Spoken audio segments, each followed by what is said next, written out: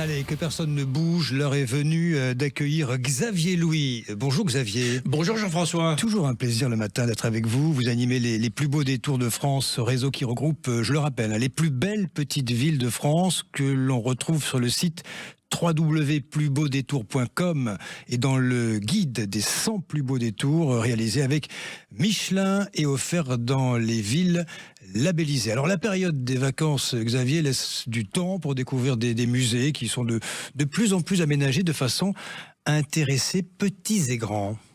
Oui, ce qu'il faut remarquer, c'est que ça fait maintenant quelques années qu'on a la chance d'avoir, vous savez, les musées, gamin, j'ai connu ça, c'est les musées poussiéreux, il fallait toucher à rien, Quel etc. ennui. Voilà, oui. oui. Alors, on traînait, on nous traînait quand on était enfant, dans les musées, c'était pas des pour bons le plus grand bonheur des parents. C'était pas des grands souvenirs. Aujourd'hui, c'est complètement différent. Au contraire, c'est les enfants qui vont plutôt emmener les parents parce que souvent ces musées sont très ludiques, interactifs. Au contraire, il faut toucher, on vous invite. Je prends l'exemple d'une très très belle réussite, un endroit merveilleux, Aubusson. Aubusson, le centre international de la tapisserie. Aubusson, c'est vraiment un musée où on peut aller vraiment en famille. Vous pouvez vous-même, magnifique musée. Sur un grand ordinateur, vous pouvez réaliser votre tapisserie en quelque sorte. Enfin, c'est très très bien fait et on peut compléter d'ailleurs la musique de la visite de ce musée avec la découverte de la maison du tapissier qui est dans le centre-ville, qui est un endroit charmant en plus et on découvre vraiment la fabrication des fameux lissiers, c'est vraiment intéressant. On peut tisser Xavier Louis en tapisserie, oui. Du son, pas mal. Oui, oui, c'est ça, c'est absolument, exactement ça. Dans le même esprit, je trouve aussi un musée qui est très très bien réussi, plus compliqué d'accès parce que c'est une ville, on l'a déjà dit, qui mérite le détour, c'est Tende, dans les Alpes-Maritimes, dans le nord-est des Alpes-Maritimes, à la frontière italienne. Et vraiment, c'est le musée des merveilles. C'est aussi une magnifique réussite, très très intéressant, très grand musée. Original aussi, ce qu'a réussi de la ville d'Uzerche, en Corrèze. À Uzerche en Corrèze, ils ont réussi à transformer une ancienne papeterie et toute une zone qui méritait d'être réaménagée, ce qu'avait fait l'ancienne maire Sophie Dessus, en un pôle culturel et qui abrite quelque chose d'assez original, une graffeterie. En fait, c'est une sorte de musée du graffiti, ce que en patois corrézien on appelle le street art. Le street art, ça va être sympa ça. C'est très beau, c'est un bel endroit Uzerche en plus. Oui. Alors Xavier, j'imagine qu'il y a aussi des musées, plus pointus. Plus pointus, plus petits musées, mais qui sont aussi intéressants. Je pense au musée du vitrail à Saint-Galmier, dans la Loire. On voit évidemment là aussi, on nous explique la fabrication du vitrail. Même chose à Saint-Symphorien-sur-Coise, qui est à côté d'ailleurs, dans le Rhône.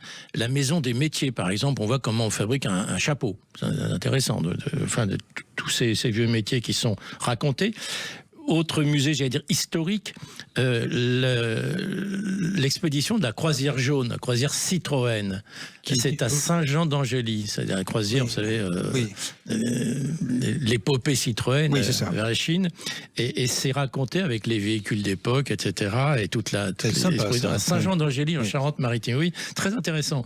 Le flaconnage aussi, les flacons, il faut savoir que les flacons sont fabriqués dans la vallée de la Brelle, à côté de Eu, en Seine-Maritime, et donc il y a un musée du flaconnage. C'est que c'est de la haute technologie, les flacons de parfum, et donc il y a cette historique très intéressant. Et vous nous avez parlé, Xavier, à l'occasion des centres d'interprétation du patrimoine qu'on doit ranger dans cette catégorie des musées. Oui, parce que ça raconte dans chaque ville le patrimoine local. Ça peut être les costumes, l'histoire, un certain nombre de choses à voir. C'est bien présenté aussi.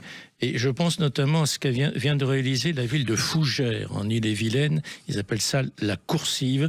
C'est vraiment une plongée dans les patrimoines fougerais.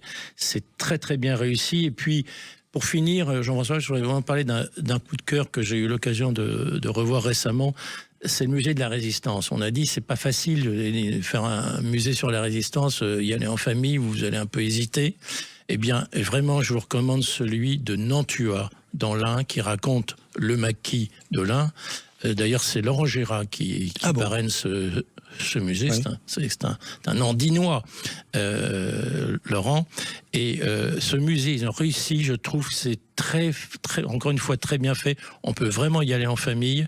Il y a il y a à la fois le matériel d'époque. Par exemple, on montre l'habitat. Comment vivaient les maquisards. C'est intéressant, on se pose des questions, comme ne pas être simple.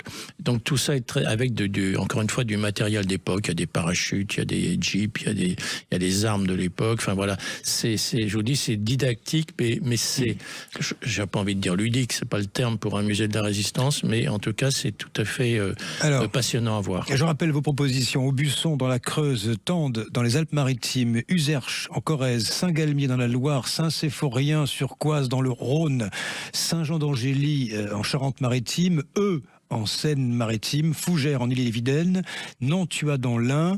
On retrouve ces villes sur le site www.plusbeaudétours.com et choisir sa destination en confiant les préférences, les envies à Cicérone. Xavier, à demain. À demain, Jean-François.